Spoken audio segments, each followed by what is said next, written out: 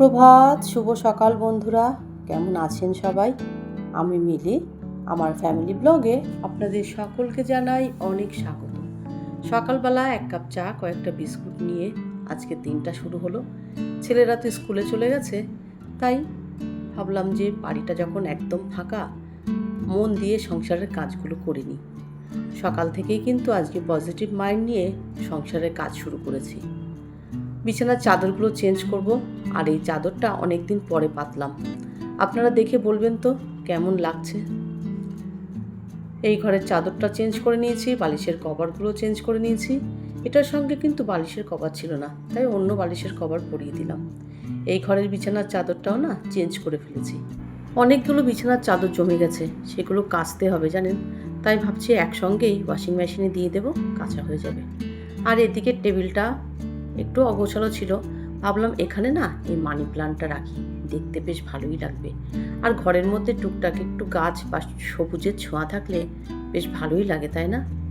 এই দেখুন, এটাকে সুন্দর করে আবারও নতুন করে জল পাল্টে এখানে রেখে দিলাম। ঘরটা সব তো গুছিয়ে নিয়েছি, এবার ঘর ঝাঁট দিয়ে মোছার পালা। তার আগে ভাবলাম অনেকটা বেলা হয়ে গেছে তো, তাই রান্না বসিয়ে দিয়ে আসি। এই দেখুন, আজকে না আবার ডাল সিদ্ধ করব। আগের দিন তো চিকেন খেয়েছিলাম, তাই ভাবলাম আজকে একটু হালকা পাতলাই খাওয়া যাক। ডালটা সিদ্ধ করতে দেব, দিয়ে ওইদিকে ঘরের বাদবাকি কাজগুলো করব। সংসারের কাজ করতে করতে সকাল থেকে রাত পর্যন্ত কখনো ক্লান্ত হই ঠিকই, কিন্তু কোনো কাজ ফেলে রাখতে পারি না। কাজ ফেলে রাখা মানেই পরের দিনে কিন্তু কাজের চাপটা আরও বেশি পরিমাণে হয়ে যায়। তাই কাজ এখন আর কোনো রকম ফেলে রাখার চেষ্টা করি না। কয়েকটা দিন শীতের মধ্যে একটু অলসতা হয়েছিল ঠিকই, কিন্তু এখন তো শীত অনেকটাই কমে গেছে, তাই কাজগুলো করার এনার্জিটাও পেয়ে যাচ্ছি। কিন্তু বেশি গরম পড়লে কি হবে জানিও না। ডালটাকে এখানে সেদ্ধ করতে দিয়ে আবারও চলে যাব ঘরের কাজে। সেই ভোরবেলা উঠেছি ঠিকই, কিন্তু সংসারের কাজে হাত দিতে না একটু দেরিই হয়ে গেছে। কেন বলুন তো? আসলে না গতকাল রাত্রে আমি ভিডিও এডিট করে রাখতে পারিনি, তাই ভাবলাম ভিডিওটা এডিট করে শিডিউল করে রাখি, ঠিক টাইম মতন আপনারা পেয়ে যাবেন। তাই একটু ঘরের কাজে হাত দিতে দেরি হয়ে গেছে। চলে এলাম ঘরটাকে মুছতে। আগেই তো আপনারা দেখেছেন ঘরটরগুলো সব বিছানা ঠিক করে সব কিছু রেডি করে নিয়েছি। এবার ঘরটাকে ঝাঁট দেবো আর তারপরে মুছবো। আসলে কি বলুন তো, সংসারের কাজগুলো এমন হয় না, পরপর তো করাই থাকে, আর মাথার মধ্যে ঘুরতে থাকে এই কাজটা করব, এই কাজটা করব, হয়ে যায়।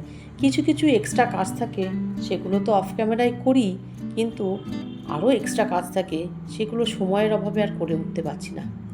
কয়েকদিন ধরে ভাবছি বাইরের দিকটা না একটু পরিষ্কার ঝরিষ্কার করব, কিন্তু একদমই সময় পাচ্ছি না জানেন। এই দেখুন, ঘর মুছতে চলে এসেছি, ঘরগুলো মুছে নিচ্ছি। আর ওইদিকে কিন্তু ডালটা প্রায় সিদ্ধ হয়ে গেছে। আমি একবার গিয়ে দেখে এসেছিলাম, চলুন আবারও গিয়ে দেখে আসি ডালটা পুরোপুরি ঠিকঠাক হয়ে গেছে কিনা।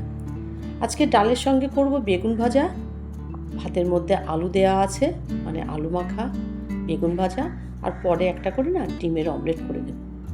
এই তো ছিল আজকে রান্না বান্না। সামনেই তো ছেলেদের আবার ফাইনাল পরীক্ষা আসছে, তাই মাথার মধ্যে না একটা টেনশান কাজ করে যে ওদেরকে পড়াগুলো ঠিকঠাক করে রেডি করিয়ে দিতে হবে, পড়াগুলো করে নেবে। রিজু তো রিজুর পড়াগুলো করে, কিন্তু রায়ানকে তো আমারও দেখতে হয়, মিসের কাছেও পড়তে যায়। যাই হোক, এদিকে ডালটা তো হয়ে গেছে, ফোড়ন দিয়েছিলাম, দিয়ে তারপরে শেষে একটু ধনেপাতা দিয়ে নামিয়ে নেব। এই দেখুন, ভাতের থালাটা সাজিয়ে নিয়েছি, ছেলেরা বাড়িতে চলে এসেছে। বেগুন ভাজা, ডাল, আলু মাখা, আর তার সঙ্গে কিন্তু পালং শাক ভাজা ছিল জানেন। রায়ানকে দিয়ে চলে এসেছি, এসে দেখলাম রিজু একা একা বসে বসে নিমকি খাচ্ছে, তাই ভাবলাম আমিও একটু খেয়ে নিই। সন্ধেবেলাটা না শুধু একটু মনে হয় কি খাই। দেখলাম ভাতের মধ্যে না একটা বড় আলু বেঁচে গেছে, মানে ভাতে দিয়েছিলাম সেই আলুটাই। সেটার মধ্যে একটু পেঁয়াজ কুচি, একটু ধনেপাতা কুচি, লঙ্কা কুচি আর বেসন দিয়ে মেখে বেশ ভালো মতন করে টিকিয়া করে নিলাম, মানে আলুর টিকিয়া। এটাই সন্ধেবেলা খাবো, আর সঙ্গে তো চা আছেই। রায়ানের বাড়ি আসতে প্রায় এখনও 1 ঘন্টা বাকি, তাই আমরা কিছুটা খেয়ে নেবো আর ওর জন্য রেখে দেবো।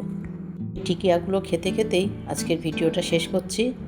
আজ তাহলে আসি, আবার আসবো নতুন একটা ভিডিও নিয়ে। সবাই খুব ভালো থাকবেন, সুস্থ থাকবেন, সাবধানে থাকবেন, আর ভিডিওটা ভালো লাগলে অবশ্যই একটা লাইক করে দেবেন।